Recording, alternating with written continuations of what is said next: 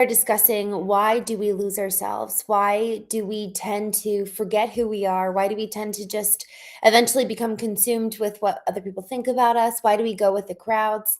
And the reason why that this is important is because it effectively is helping us to get to the root of the issue.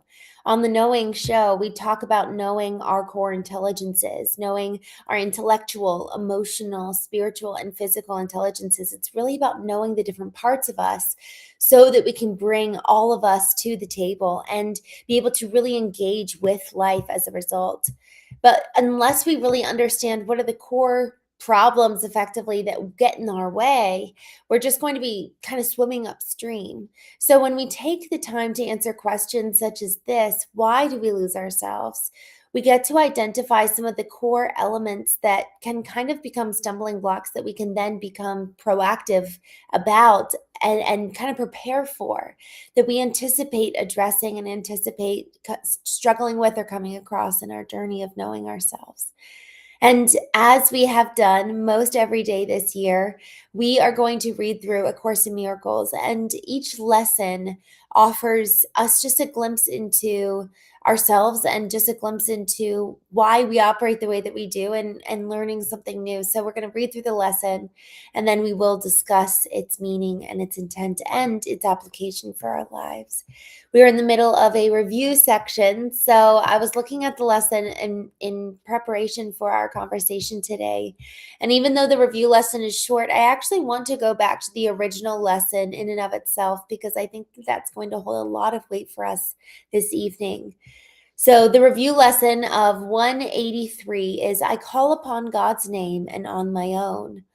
The name of God is my deliverance from every thought of evil and of sin, because it is my own as well as his.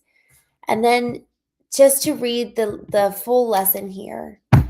I call upon God's name and on my own. God's name is holy, but no holier than yours. To call upon his name is but to call upon your own. A father gives his son his name and thus identifies the son with him. His brothers share his name, and thus are they unified in a bond to which they return for their identity. Your Father's name reminds you who you are, even within a world that does not know, even though you have not remembered. God's name cannot be heard without response, nor said without an echo in the mind that calls you to remember. Say his name, and you invite the angels to surround the ground on which you stand and sing to you as they spread out their wings to keep you safe and shelter you from every worldly thought that would intrude upon your holiness. Repeat God's name, and all the world responds by laying down illusions. Every dream the world holds dear has suddenly gone by, and where it seemed to stand, you find a star, a miracle of grace. The sick arise, healed from their sickly thoughts. The blind can see, the deaf can hear. The sorrowful cast off their mourning, and the tears of pain are dried as happy laughter comes to bless the world. Repeat the name of God, and little names have lost their meaning. No temptation but becomes a nameless and unwanted thing before God's name. Repeat his name and see how easily you will forget the names of all the gods you valued. They have lost the names of God you gave them. They become anonymous and valueless to you, although before you let the name of God replace their little names. You stood before them worshipfully, naming them as gods. Repeat the name of God and call upon yourself, whose name is his. Repeat his name, and all the tiny nameless things on earth slip right into perspective. Those who call upon the name of God cannot mistake the nameless for the name, nor sin for grace, nor bodies for the Holy Son of God.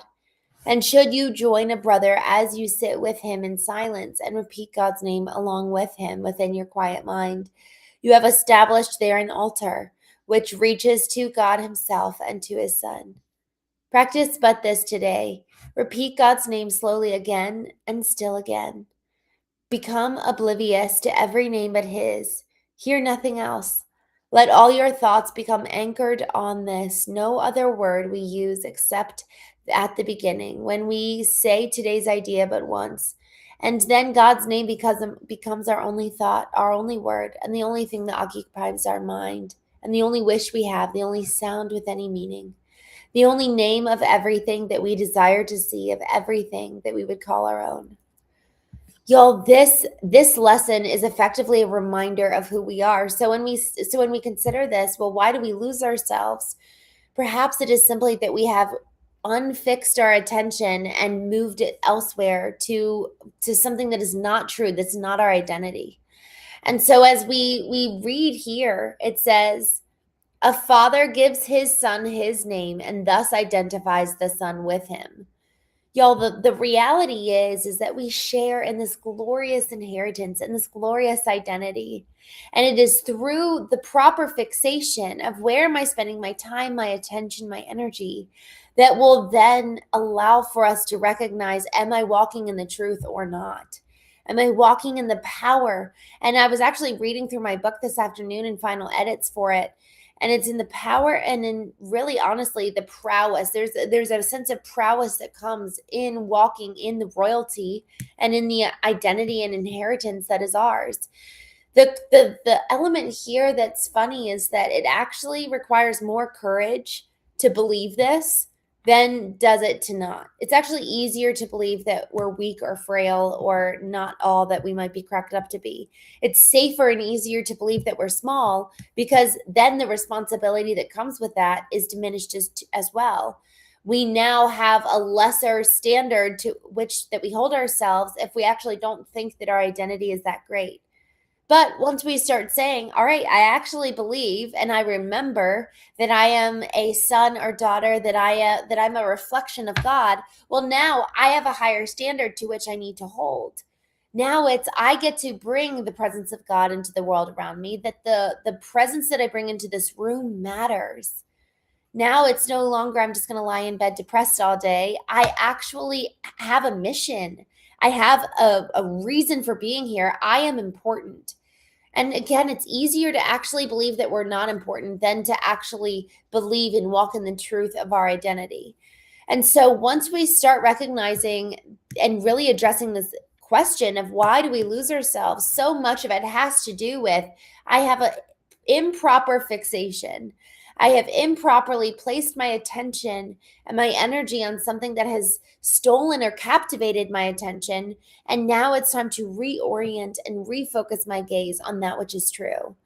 And y'all, I found this to be true literally just yesterday. I was driving and I found that I had just kind of been distracted most of the day and I just hadn't really been super present or focused. And I was driving and I just started to pray. And it was almost felt instant. The moment I just addressed God, the God of the universe, all of a sudden it was like everything came into order and came into alignment because there is so much vying for our attention. There's so much vying for our concern, for our worry, for our fears. But when we do simply say the name of God, there's something about that where it's almost like I'm just admitting that I don't have it all together. And in just the proclamation of his name is an inbuilt surrender that then allows for me to come under that. So this is the concept of vertical alignment, the principle of vertical alignment. It's bringing my mindsets, my beliefs, my behaviors, my thoughts, every part of me, all these disparate pieces of me into and under alignment under who do I want to be, but ultimately, who does God say that I am? So, in simply acknowledging the name of God, I am effectively bringing every part of me into submission under the power of who He says that I am. And here's the thing that's so funny: I might actually have an ideal for myself, but I will always be called higher when I consider, well, who was I created to be? So yes, what is my ideal? What do I want? That is important. Yet I bring all of that still under and kind of under submission and into alignment over and under who does he say that I am? Who did he create me to be? Because that will always be more wonderful than what I talk myself up to be. We can never outpower God or out glorify the vision that he has for us. Just jumping over here into the chat. Good evening. Hello, Welder. Hello. Thank you so much for joining, King of Atlantis. Welder, you're from Brazil. Oh, thank you so much for joining. I'm glad to see you. Imran, hello. Good to see you. Imran, those came from A Course in Miracles. And we started reading that honestly at the beginning of this year. And I started doing it for my sake. And it was so incredibly meaningful. It just really has been so helpful for me as I've been reading through these lessons every day. And then it's been kind of guiding our show. So it's been really meaningful. Muffle Moose, hello. Good to see you, Fusion. Thanks for joining.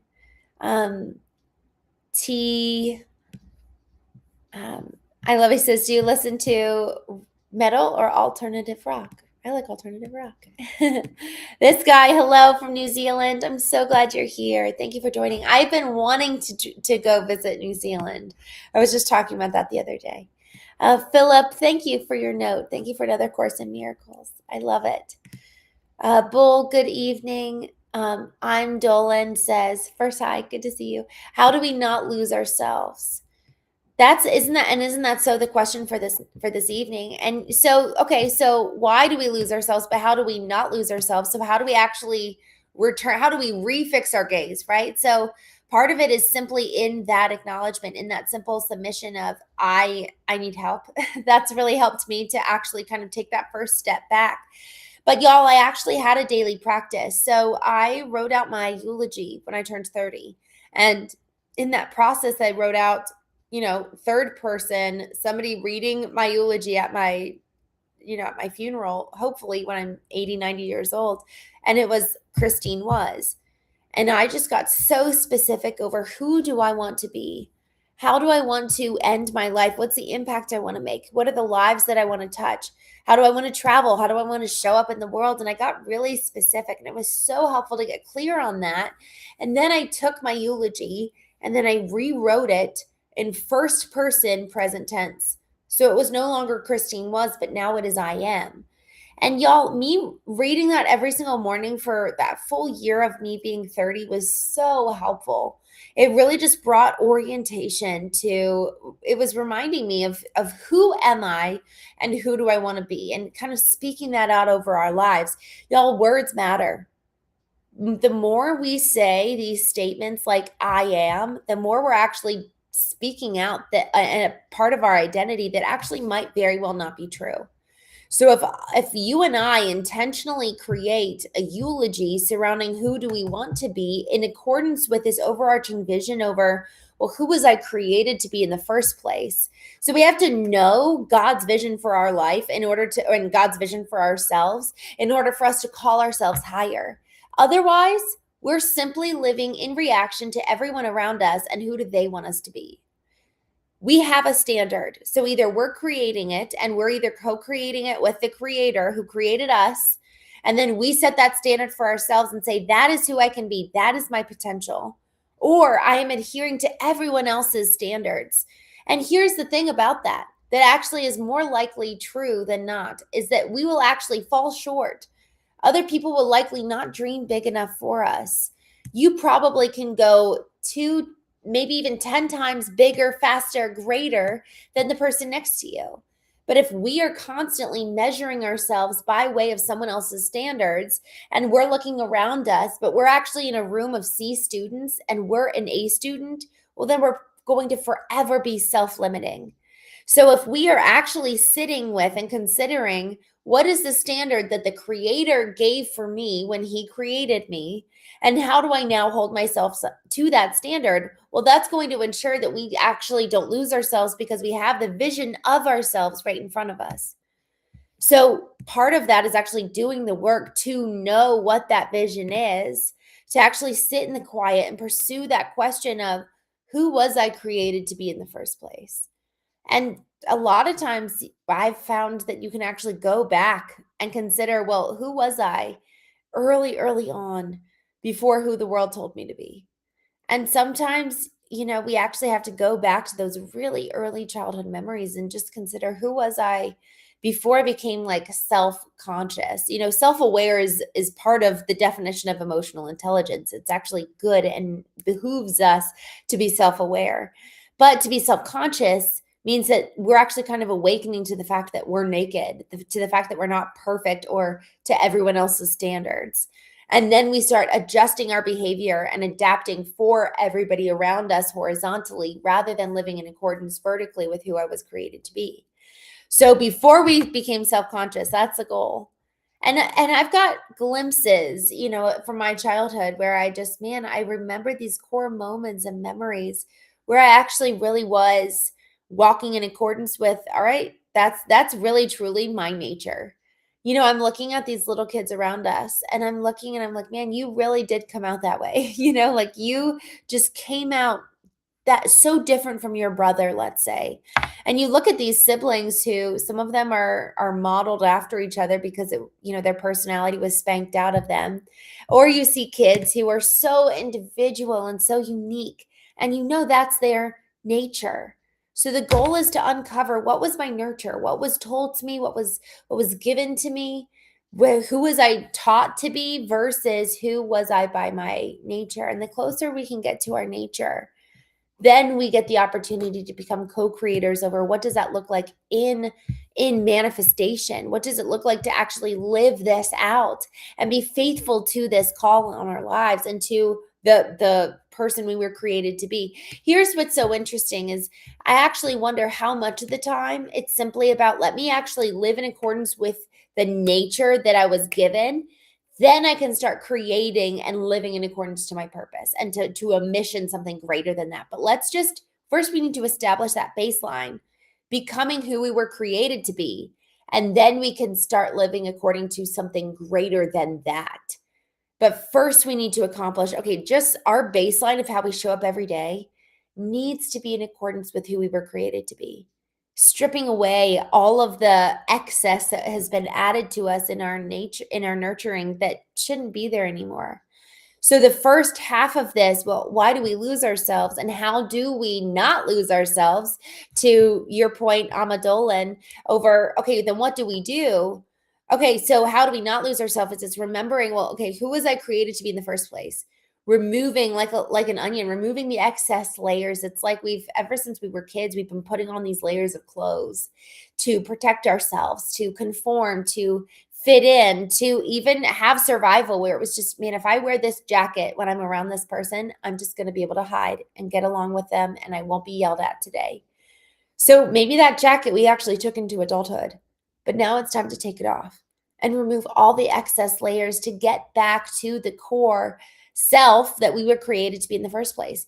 And once we've stripped away all the excess, now we can start creating and living in accordance with that calling and fulfilling on like our real mission in life. But we need to do this stripping away first. Jumping back here in the chat. Excess, good to see you. Ishmael, hello. Dilbert, I'm glad to see you, my friend. Anura, hello. Sender V, I'm glad to see you. Good to see your name. Randy, thank you, Randy. I'm so glad you're here. I'm Ran. Hello. Oh, I'm so glad. Thank you. X Crix, hello. I love this. Anura says, the soul is not created. The soul, you are eternal, meaning you have always existed. That's beautiful. So then the physical body, right, manifesting the soul that is eternal. What does it look like for you to actually live in accordance with that eternal soul? Nameless, hello. That's so funny. Just scrolling down. I love this. Everyone is unique, so comparison should not be. I love that. That's so good. Christopher Adams, hello. Why worry about the things in this life that don't matter? We most likely can't even name who our great grandparents were. Wow. Isn't that so true? And when you think about it in that perspective, it's like, man, I'm living so much of my life for other people. And what a waste, what a waste of time, what a waste of life to when we could be living freely and adventuring and exploring and just knowing it actually really doesn't matter in so many ways. There's so much opportunity to live in freedom. I love that. Ayn Rand says everyone is so unique. White Lion, hello. It's been a while. One of a kind. Truly, I love that. Randy, we don't know what tomorrow holds, but never limit yourself. It's the Lord's will. You will go as far as you imagine. Mm. Sean, good to see you. Y'all, thank you so much for joining tonight. I really appreciated the conversation here in the chat. I wanted to, I noticed, Andrew, you said London calling soon. If you're joining from London, I'm glad to see you. Y'all, I am actually planning to do some travels throughout I'm planning to go to Italy and then to England and potentially a few other places this year, as well as in the States. So I'm going to go ahead. Let me see if I can find this. Um, I want to see if I can find, I have a form on my website, but I just don't remember where it lives. I'm going to go ahead and drop that in the chat afterwards, because what I'd love to do is if you guys can just let me know where you live and if you guys would ever like to get together. Um, I'd love to do like a knowing dinner with folks, whoever is in the area of where I'm visiting. So, all right, y'all have a wonderful night. I will see you tomorrow on the Knowing